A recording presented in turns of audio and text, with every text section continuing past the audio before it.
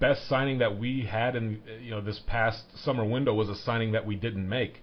We didn't have to go out and spend $25 million on Schneiderlin or $50 million on Witsel when we put a $4.5 million Eric Dyer in central defensive midfield, and he's become one of the best players at that position in the league. Yeah, and there's cover there. Toby Alderweireld, he played against us in that position last season as well. Yeah.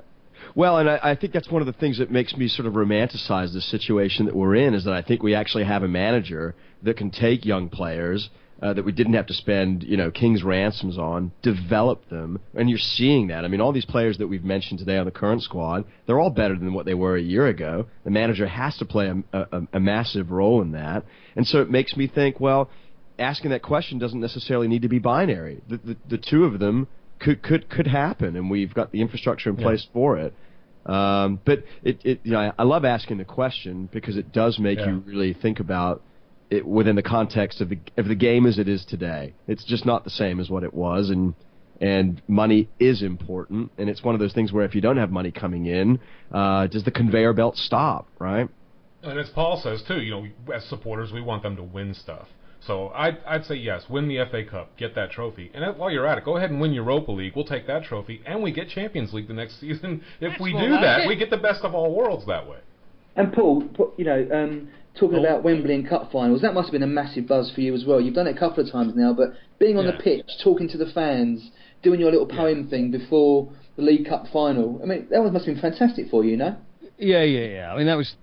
The story is that before the Capital One Cup final, they said, look, we want the announcer or whatever I am, to go on the pitch and say a few words to the fans. And I've seen it before, and it's tacky. And I've seen some people go, right, okay, let's everybody stand up and remember we don't. And I thought, we're Spurs. We need to do something a bit classy. We need to do something a bit better.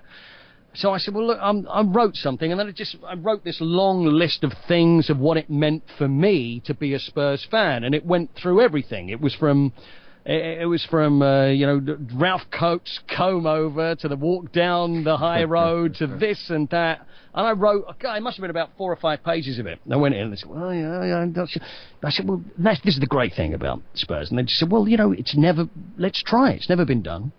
So I went out there. And it was an honour because I just read these things, and I think they did resonated with other people that loved Spurs like I did, and then just built up, and it's like we are this, we are that, and it was pretty much everything we are. Yeah. And then I think the Chelsea bloke I was in my Spurs suit, and we did all that, and there's the Chelsea guy in his jeans and anorak going, hey, we're Chelsea, and I thought, come on, bring it on. But it was amazing, and just to walk out on the pitch at Wembley to do that, it was fantastic. Absolutely. It really was. You emailed it to me a couple of days beforehand, and the hairs on the back of my neck were standing up just reading it. It was amazing. Yeah. Thank you. Brilliant. Bless you. All right, Paul, we've got one more question, and we're going to go ahead and wrap things up. Okay. When we had Daniel on last year, we talked about favorite managers and players and things like that. Daniel revealed to us that his favorite player that he ever saw at the Lane was Ossie Ardiles. Who's yours? Glenn Hoddle for me. Just a genius. I remember we'd get there early just to watch him warm up and just to see what this guy could do, the vision, the fact he could turn and just hit a ball 100 yards and land at someone's toe. I mean, the guy was unbelievable and still a huge hero of mine. And I got a call about 4 months ago, and I was just out with my wife, and the phone rang, and I didn't recognise it. I went, hello. He said, hi, Paul. I said, yeah. He said, hi, it's Glenn. I went, Glenn? No. And he said, it's Glenn Hoddle. I went, and all of a sudden, my voice went, hello, Glenn Hoddle. How are you? Oh, my God. And he said, listen, I wonder if you could do me a favour. I'm doing a charity thing, and it's to raise money, and would you come and host the Yorks? Yes, it'll be an honour, of course it will. And still, I'll be honest with you, there's a few, and I know them all very, very well, and still with Glenn, as lovely as he is, I still feel that I'm in the presence of greatness, which I've stood in front of him and said, in the presence of greatness. I hosted his Hall of Fame dinner, which was in a hotel in London, and we had 400 or 500 people there. And I was sat down at the table, sitting next to him, and when I'm working, I'm fine. I can deal with anybody. I'll interview anybody. It won't worry me at all. But when it comes to real life, then it starts getting a bit... So I'm sitting there at the table. Hello, nice to meet you. I'm Glenn. I had to miss the starter. I swear, this is true. I didn't tell anybody this. I had to miss the starter. I went off and had a walk around the hotel because I couldn't handle it, because I was sitting next to Glenn Hoddle, and I was so in awe of Glenn. And so for me, there you go. Because he has an aura. He has an aura about him, doesn't he? He has. He was a... You know, last year we went to the whole match as we talked about, and as supporters club representatives, we were able to go pitch side before the match with a bunch of other of the supporters club folks from around the world. And we have been in constant communication for months with Stacy over at the club. She does a wonderful job over there. She does. She's the best. Yeah. She is. And it just so happened we were down with Daniel, and out comes Mickey Hazard. And Mickey that was outside, wasn't it? Yeah, that was outside, just outside before we went in. And we were just awestruck. You know, Mickey Hazard, and everybody's taking pictures. Turn around, here comes Aussie and Ricky. That's right. Well, Simon about lost his mind. So he goes up to Aussie and shakes Aussie's hand, and you can tell he's a little bit flabbergasted just by the whole thing. He's absolutely taken aback. And he walks over to Ricky to shake his hand, and he just grabs onto him and bear hugs him.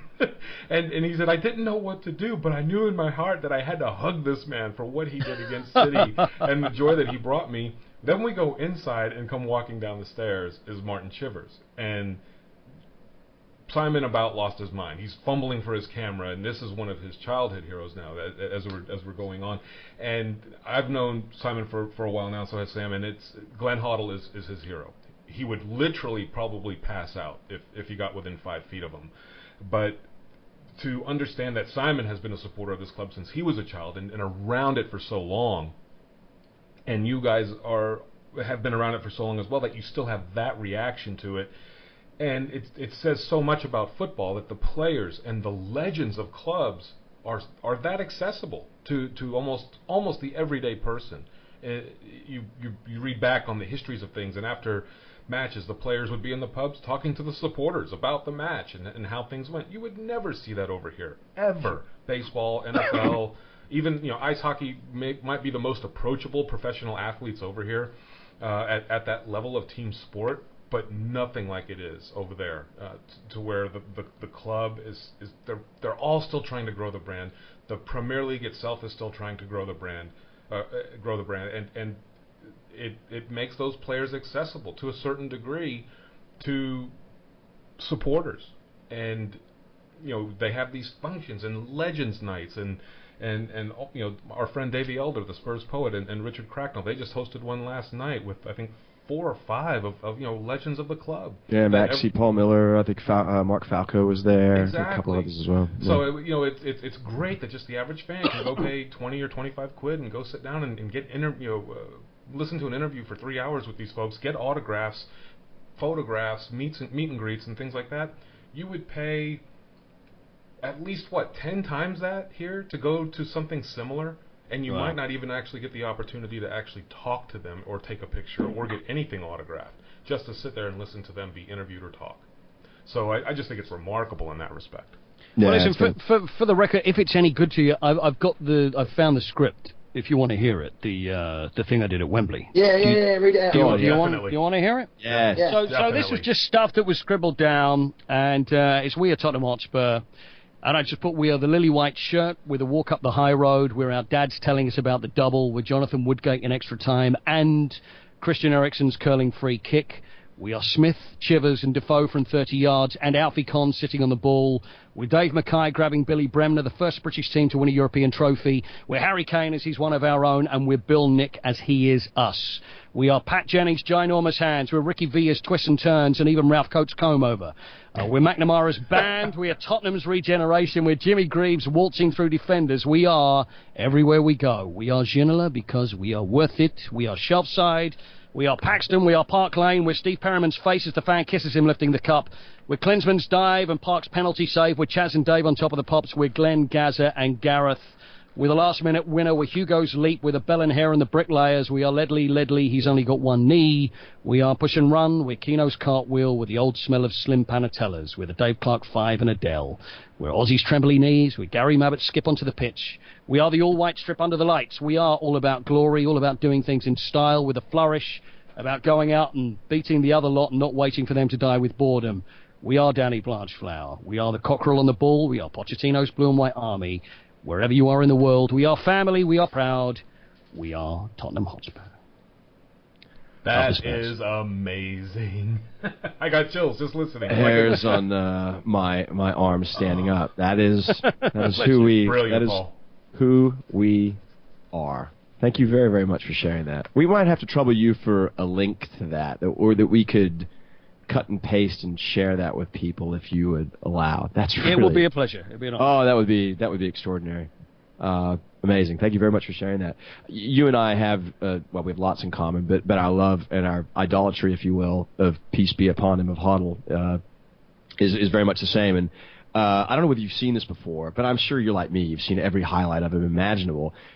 A real treat showed up on Twitter the other day. A Monaco fan had put together a compilation of all of his highlights at Monaco. And it's I haven't seen it. It's extraordinary. I'll find it for you. I couldn't believe it. It's every bit as long, or almost as long as the big one of his days in the Premier League. It's nothing but Monaco stuff. Now, granted, that league obviously was wasn't anything like the first division was, but still, I mean, it is just how many years was he there? A couple of 3. It's extraordinary what he did there as well. I'll find that link and share it with you. It's really cool. He was managed by Arsene Wenger there, wasn't he? Yeah.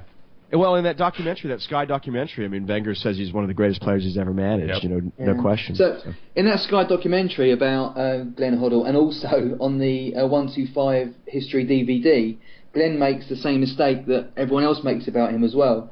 And that's that. You put me right, didn't you? You put me right on this. Yeah. I've got the newspaper cutting about it as well, but everyone says that goal against Oxford when he ran round and beat Peter Hucker was his last home game for Tottenham before he went to Monaco. It wasn't. Yeah. A few days later, he played against Manchester United. We beat them, it was at 4-0 or 4-1 or something. But it's an urban myth now that was his last game, and it wasn't. Yeah. But don't you remember, he was on the pitch when I spoke to him on the pitch about it, and I said, well, you know, it wasn't your last game. And he actually went, no, it was. So what am I going to do? I'm not going to argue with you. Well, and I have to give... We have to give props to our resident Anorak, because Simon has the paper clippings that show Hoddle in the United in the lineup against United. So so he knew that as well. Anyhow, well, what a treat to have the two of you on. We're so incredibly grateful for your time. The pleasure's ours, I promise you. It really is. No, I loved it. It's been really good fun. Just buzzing, I am. I mean, what is it? What time is it here? It's 8:30 in the morning, and I'm gonna hang up here and go singing through my house, proud to be Tottenham. You guys are absolute gold. For us to, I mean, we just ask a few questions and wind the two of you up and go, and I know that this recording will be appreciated by a lot of people. Sure. Just hope you press record this week. Well, we have a crack backup system now, so don't you worry about that. Someone on track with a tape recorder. That's Kenny, you got anything else?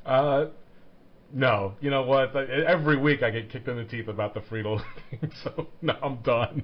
I'm so done. Magic. Well, and Sam, you're back for the Arsenal game, right?